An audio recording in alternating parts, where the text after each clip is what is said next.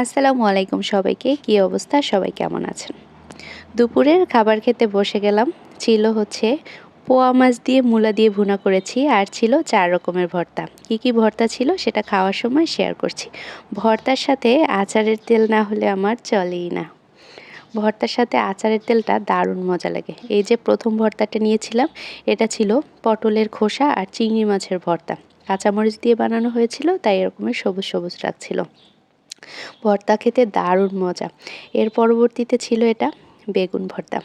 বেগুনের ভর্তাটা একদম আঠালো ছিল আর খুব মজা লাগছিল খেতে।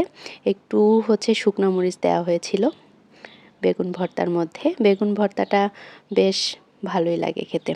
এরপরে ছিল আমার পছন্দের একটা ভর্তা। এটা ছিল চিংড়ি মাছের ভর্তা। চিংড়ি মাছের ভর্তাটা শুকনো মরিচ দিয়ে বানানো হয়েছিল। দারুণ মজা খেতে চিংড়ি মাছের ভর্তাটা। যদি একদম তাজা চিংড়ি মাছ হয় আর সাথে এরকমের বেটে ভর্তা করা হয়, সেটাও বেশ মজা লাগে। এরপরে ছিল কালো জিরার ভর্তা। এই ৪ রকমের ভর্তা দিয়ে খাওয়ার পরে খেয়েছিলাম মূলার তরকারি দিয়ে। মূলার তরকারিটার নাম শুনলে অনেকেরই খারাপ লাগে, মানে নাক ছিটকায়, বলে মূলার তরকারি তো আমি খাই না। কিন্তু শীতের সময় মূলার এই সবজিটা আমার কাছে বেশ মজাই লাগে খেতে। আমাদের এলাকার জনপ্রিয় একটা মাছ আছে, দেশি মাছ, সেটা হচ্ছে দগরি মাছ। দগরি মাছ, দেশি নতুন আলু আর এই মূলো দিয়ে যদি রান্না করে ধনিয়া পাতা দিয়ে, সে যে কি মজা, কি আর বলবো। যারা দগরি মাছটা চিনেন অবশ্যই কমেন্ট করে জানাতে ভুলবেন না।